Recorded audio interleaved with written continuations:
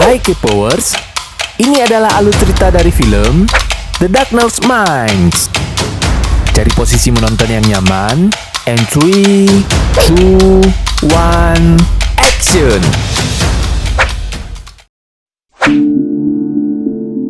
Scene bermula saat Ruby kecil di kantin sekolahnya. Ia melihat seorang temannya yang tiba-tiba gemetaran lalu terjatuh di lantai. Ternyata gadis kecil tersebut tewas akibat terpapar virus langka. Virus tersebut bernama Idiopathic Adolescent Acute Neurodegeneration atau disingkat IAAN.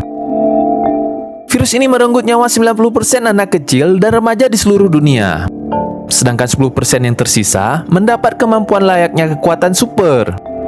Namun anehnya, virus ini tidak menyerang orang dewasa. Saat konferensi pers, Presiden Amerika yang bernama Gray juga memiliki putra yang terjangkit virus tersebut. Namun, dirinya mengklaim putranya telah sembuh dan menyarankan anak-anak lainnya yang masih hidup agar menyerahkan dirinya ke CDC, yaitu suatu tempat untuk mengkarantina penderita virus untuk diberi perawatan. Scene berpindah ke rumah Ruby. Ruby yang saat itu berulang tahun diberikan sebuah gantungan kunci oleh orang tuanya. Kemudian di malam hari saat tidur, ia menyentuh tangan ibunya. Lalu tiba-tiba, keesokan harinya, Ruby menemui sang ibu di dapur. Dan anehnya, sang ibu malah tidak mengenalinya lagi. Padahal ia telah menunjukkan gantungan kunci yang diberikan sang ibu sebelumnya. Saat itu, ia benar-benar sedih dan terpukul. Tak lama kemudian, tim khusus dari pemerintahan membawa Ruby ke kamp penampungan. Saat di ruang pemeriksaan, Ruby diperiksa oleh seorang dokter. Di sana, ia diperiksa untuk mengetahui dirinya akan berada di kategori mana. Jika ia berada di warna hijau, maka ia bersama anak-anak yang memiliki kecerdasan yang sangat tinggi. Jika berwarna biru, maka memiliki kemampuan telekinesis, di mana mereka mampu memindahkan suatu benda tanpa menyentuh benda tersebut. Kemudian warna kuning, memiliki kemampuan memanipulasi listrik dan elektrikal. Sedangkan dua warna terakhir, yaitu merah dan orange, dikategorikan sebagai warna yang sangat langka dan sangat berbahaya oleh pemerintah. Karena merah dapat mengendalikan api kemanapun yang mereka mau. Sedangkan warna yang terakhir orange, memiliki kemampuan mengendalikan pikiran orang lain tanpa harus bersentuhan. Setelah diperiksa, ternyata Ruby terdeteksi ke dalam kategori warna orange. Sang dokter pun terkejut, lalu berniat untuk menyuntikkannya agar Ruby dapat segera dibunuh.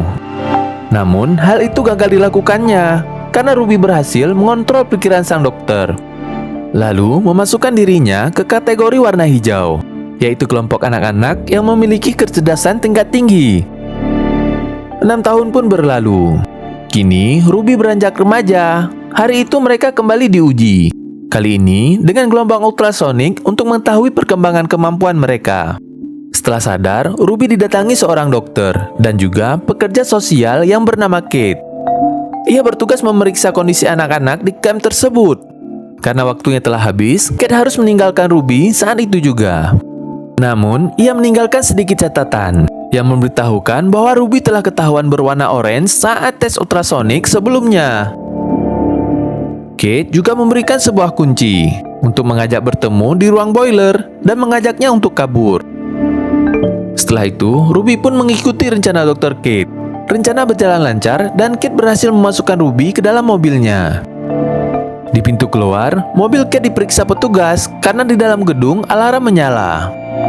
Saat Ruby diperiksa, Ruby kembali menggunakan kekuatannya dengan mengontrol petugas tersebut, sehingga mereka berhasil kabur. Saat di perjalanan, Kate menjelaskan bahwa mereka akan menemui seorang rekan dari Dr. Kate. Setelah itu, Kate berencana membawa Ruby ke Children Leagues, yaitu semacam perkumpulan rahasia untuk anak-anak yang memiliki kekuatan super. Ia juga memberikan Ruby sebuah kalung yang jika ditekan akan mengaktifkan pelacaknya. Singkat cerita, mereka sampai di sebuah pom bensin. Di sana mereka telah ditunggu rekan Dr. Kate yang bernama Rob. Saat bersalaman, Ruby melihat masa lalu Rob yang mengejar dan menangkap anak-anak. Ruby mulai ketakutan dan mencurigai Dr. Kate dan sahabatnya itu. Saat mengganti pakaian di minimarket, ia melihat seorang gadis kecil yang mencari bekal makanan. Anak itu bernama Zu. Karena ketakutan, Zu mengeluarkan listrik dari tangannya. Hal itu menandakan dirinya dari kelompok kuning. Kemudian ia berlari menuju sebuah mobil. Ruby memohon pada Zhu untuk ikut bersamanya. Karena merasa kasihan, Zhu pun menyembunyikan Ruby ke dalam mobil tersebut. Tak lama, dua remaja lainnya masuk ke dalam mobil. Mereka adalah Liam dari kelompok biru dan Chap dari kelompok hijau. Karena Dr. Kate dan Rob terus mengejar, Liam menghidupkan mobilnya dan kabur meninggalkan Kate dan Rob.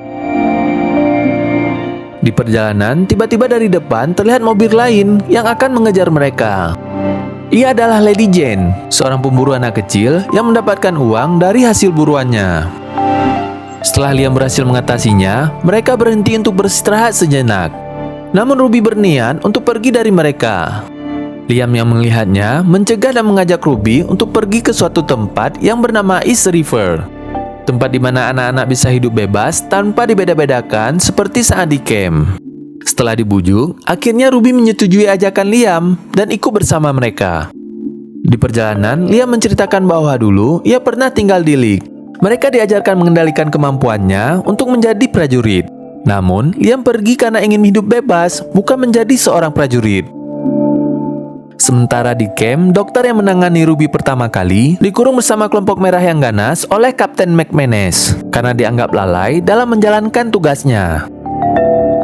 Saat malam hari, Ruby tidak sengaja menyentuh tangan Zhu. Ia melihat masa lalunya saat Liam menyelamatkan Zhu ketika kabur dari camp. Keesokan paginya, Zhu memberikan gaun pada Ruby. Zhu ingin Ruby semakin cantik di hadapan Liam yang dianggap sebagai kakaknya. Lalu, mereka berhenti di sebuah mall yang terbengkalai. Di sana mereka mencari makanan dan bersenang-senang sejenak. Tiba-tiba Liam dan Ruby mendapat serangan tak terduga dari beberapa orang. Ternyata, mall tersebut ditempati 4 remaja lainnya yang selamat. Remaja tersebut hanya berjaga-jaga jika Liam dan teman-temannya adalah pembunuh bayaran. Setelah itu, mereka saling berkumpul dan mengobrol. Liam bertanya tentang East River yang dipimpin oleh Slip Kid. Namun sayang, mereka hanya mendapatkan sebuah petunjuk dengan 3 huruf, yaitu E, D, dan O. Karena East River sangat rahasia. Saat yang lainnya sedang tertidur, Chaps dan Ruby mencari arti dari singkatan IDO tersebut. Dengan kepintaran dari Chaps, akhirnya mereka menemukan jika IDO adalah sebuah frekuensi radio, yaitu 540 FM. Benar saja, mereka mendapatkan koordinatnya, yaitu di Lake Fringe, Virginia. Namun mereka mengantar Ruby ke rumahnya terlebih dahulu. Setelah itu, baru pergi ke Lake Fringe. Tiba di rumahnya, ia takut orang tuanya tidak mengenalinya lagi. Kemudian, ia membuang pemberian orang tuanya tersebut. Liam datang menyemangati Ruby dengan mengatakan bahwa mereka semua pernah kehilangan orang tuanya. Kemudian, mereka pun kembali ke mobilnya. Namun saat kembali, Hey, Liam. I love that kids can hear frequencies that adults can't.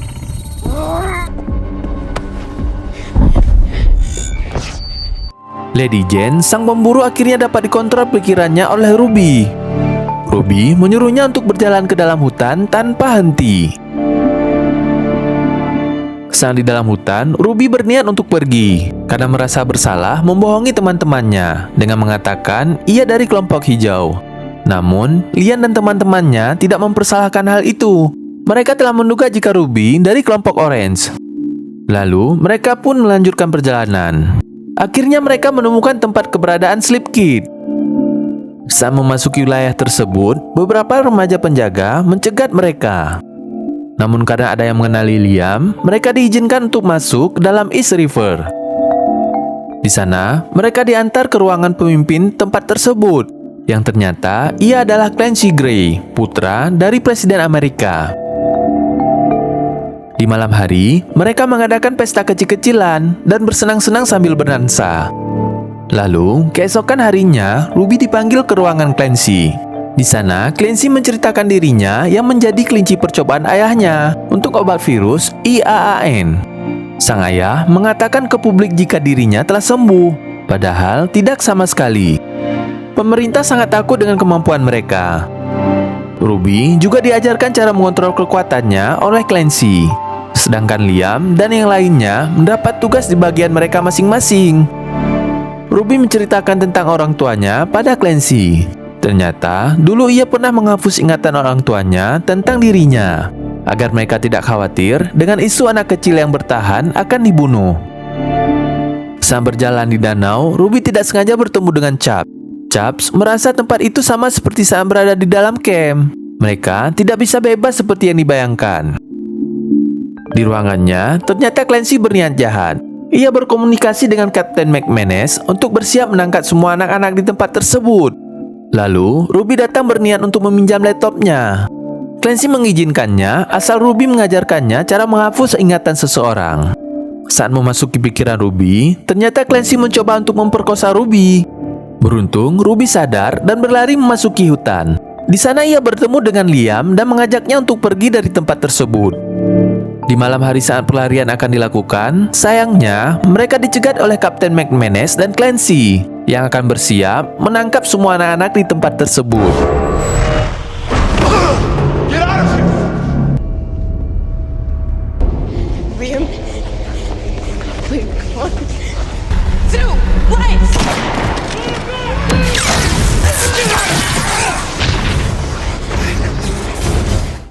Saat akan kabur, helikopter pasukan McManus menurunkan beberapa anak dari kelompok merah.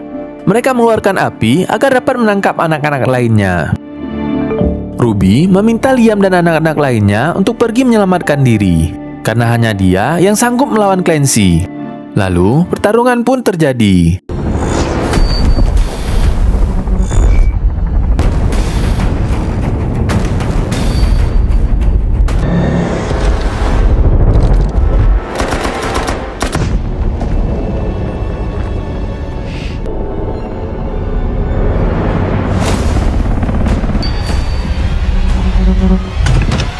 What are you doing?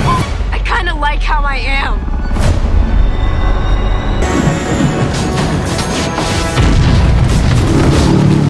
Saat tempat tersebut akan meledak, Chubbs berhasil menyelamatkan Ruby dengan melompat ke sisi tebing. Namun sayang, Chubbs mengalami luka bakar yang parah, sehingga membuatnya pingsan. Ruby yang sangat butuh bantuan akhirnya menekan kalung pemberian Dr. Kate yang pernah diberikan padanya. Tak lama, Liam datang dan mengajak mereka untuk pergi. Namun, Ruby menyuruh Liam untuk pergi duluan, karena dia menunggu tim League yang akan menjemputnya. Liam pun memilih untuk mengikuti Ruby. Dr. Kate dan tim akhirnya tiba. Mereka membawa Ruby dan temannya ke markas League.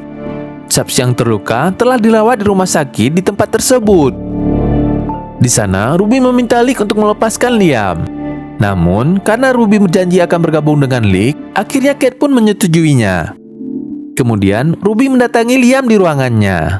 Liam menceritakan jika dirinya akan berkelana bersama Ruby, apapun yang akan terjadi. Liam juga menyatakan jika ia sangat mencintai Ruby. Lalu, saat Ruby menciumnya, ia memasuki pikiran Liam. Kemudian, menghapus semua ingatan tentang dirinya agar Liam tidak pernah mengingatnya lagi. Setelah sadar, Liam disuruh pergi dari League, dan ia benar-benar tidak ingat siapa Ruby. Saat Liam akan pergi, Ruby menyangkutkan gantungan kunci pemberian orang tuanya. Ruby kini bergabung dengan tim League lainnya. Chubbs di rumah sakit, dan Zoo pergi dengan anak-anak lainnya dari Camp Lake Prince. Jika dilihat, kemungkinan akan ada sequel keduanya dari film ini ya guys. Demikian alur cerita dari film The Darkness Minds. Jika suka dengan video ini, kalian tahu kan harus ngapain?